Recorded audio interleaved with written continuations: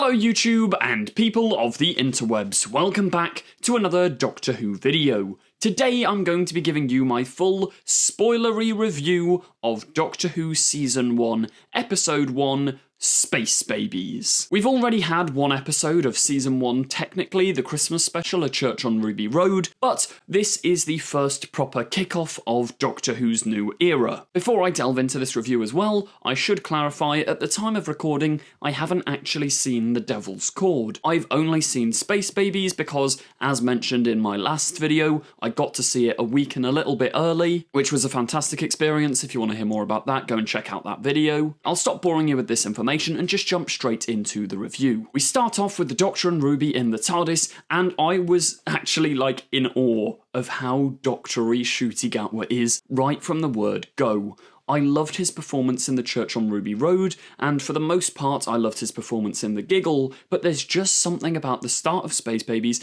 not just the start, the entire story, where Ncuti Gatwa nails the Doctor perfectly. Ruby Gibson? No, sorry. Millie Sunday? No. What's going on? Ruby Sunday, played by the wonderful Millie Gibson, is also absolutely fantastic. The pair really complement each other, and their chemistry, their dynamic, I genuinely believe is going to be one of my favourites in Doctor Who history. Now, the first sort of sequence where the Doctor's in the TARDIS and he's explaining everything, I mean, the Rani even gets a little name drop, I thought it was nice, but I don't know, is it too quick to give all that information away, especially for new viewers? Russell's original run took a little longer to build up to I'm the last of my species, there was a time war, I'm the Doctor, I've got two hearts. There was a whole sort of mystery about it, so I'm kind of 50-50 because I do prefer the slower approach, especially I think in terms of welcoming in a new audience. They don't want a load of exposition just dumped on them, but at the same time I do really get the sense of everyone kind of knows what Doctor Who is. In America as well, I think most people would go, oh, it's that quirky British show. Maybe they don't know loads, but in this age of information, they can just Google it.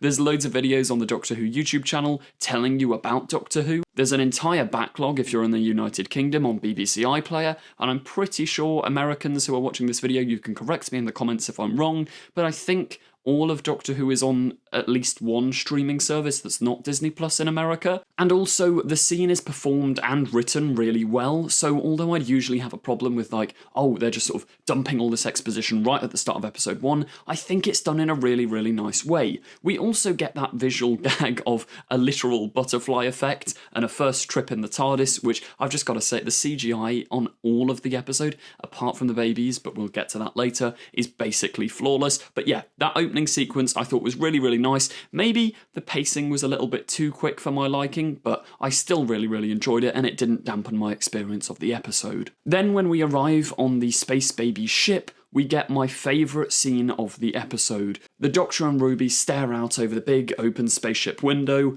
and he just talks about how he's got no job, and he's just a traveller. I absolutely love that sort of stuff with the Doctor.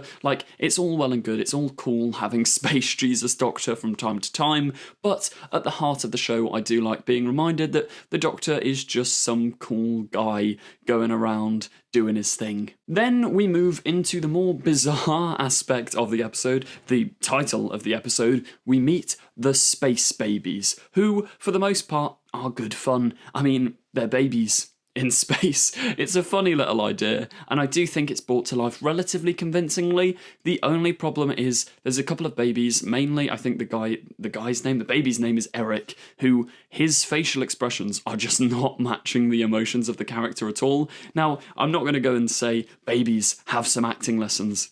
They're babies. It's sort of unavoidable, and I get why it's happened, but yeah, when he's supposed to be happy, he looks like he's on the verge of tears, but his mouth and his voice are giving out happy vibes. It's just a little bit Uncanny Valley-esque. But in certain instances, like with baby Poppy, who I think is the spaceship's captain, she, her facial expressions, she actually looks happy when she's happy, and I think that sort of stuff, it works perfectly there, but there's a couple of moments, it's not really the CGI team's fault, it's just a difficult thing to do. I initially had sort of concern that maybe this is too much of a weird thing for new audiences, if your introduction to Doctor Who is goblins stealing babies, then space babies, then a musical episode, it's almost like, how far away from Doctor Who is it? That's what I was thinking going in, but ultimately, I think it works. It's great fun, it's Doctor Who, it's silly, and if you don't like silly, camp, sci-fi, you're probably not going to get along with Doctor Who. I thought the nanny filter jokes and the nanny were all good fun, nothing too special or that memorable, but it was nice. I did think maybe the pace was a little bit, slow. You go really, really quick at the start, then you go really, really slow, then I think the ending is perfectly paced. So it's a mix. I think the middle of the episode is where there's a few flaws. I think for the most part as well, the script and the dialogue was really, really nice. There were a couple of lines to me that kind of stuck out a little bit, one of which did give away the main plot twist of the episode, that the bogeyman is made out of bogies. There's one point, I'm going off memory here, so maybe I'm wrong, but there is one point where the Doctor says something along the lines of, but it's skin, what's it made of? This is a kind of nitpick, but I feel like you wouldn't ask what's it made of. If the Doctor meets a new alien, does he look at it and go, what's it made of? And I hadn't fully clocked at that moment, but it was sort of stuck in my head, and then I realised just before the Doctor did that the bogeyman is made of bogies, and I don't know, Russell's talks, he talks a lot in the writer's tale about how the Doctor is always the most intelligent person in the room. Ruby and the Doctor took a while to kind of get that it's not bogies, the bogeyman is made of bogies, which I think in and of itself is quite a nice twist. I think the reveal of it though was slightly drawn out. I did love the comedy though when Ruby just gets covered in the baby's snot, and I think the setup of the little machine wiping their noses, that's clever. I also really loved the scene where the Doctor saves the bogeyman. I thought that's it's a perfect sort of introduction to the Doctor as a character. The moment where he's like, oh, it's the last of its kind, just like him, that was a really nice parallel. Also, I love that they're giving the 15th Doctor little, action bits to do. It's not just let's press a load of buttons or point the sonic screwdriver at stuff.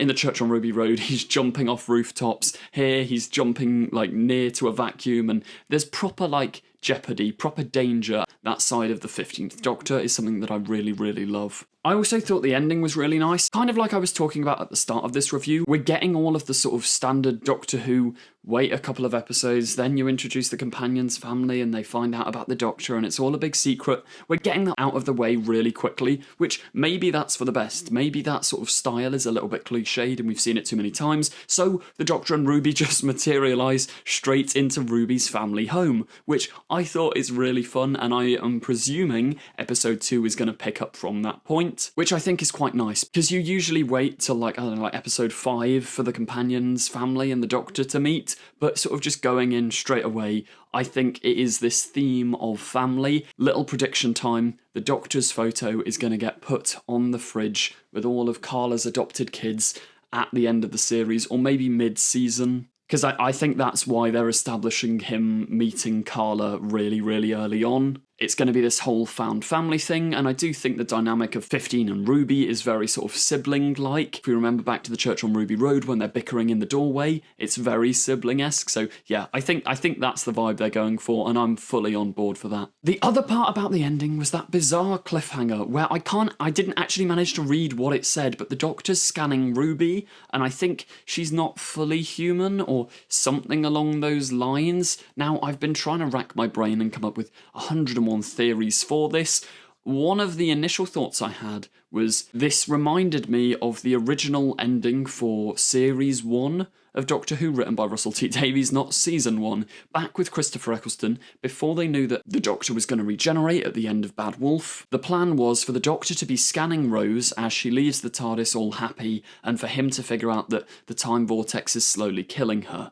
And then that led me down a rabbit hole of Russell's original plan for Rose, that I think he scrapped before it was ever written or anything, but was that she is the perfect companion. I can't quite remember whether the Doctor had sort of created this perfect companion for himself, or if someone else had done it to lure the Doctor in, but I wouldn't be surprised if a similar thing's going on here, especially because we don't know Ruby's parents. We can't find them, and I'm telling you now, I'm putting a $5 on it, that cloaked person that dropped off baby Ruby, that is Ruby from the future. What if maybe one of these godlike figures, or the one who waits, or the Master, or someone has created Ruby as a perfect companion for the Doctor? Maybe she's a sleeper agent, maybe she's getting them information, maybe it's just to mess with the Doctor. Or maybe I'm looking too far into it, because I have no idea how the Snow or the Timeless Child arc is going to play into all of this, but I'm very excited to see where it all goes.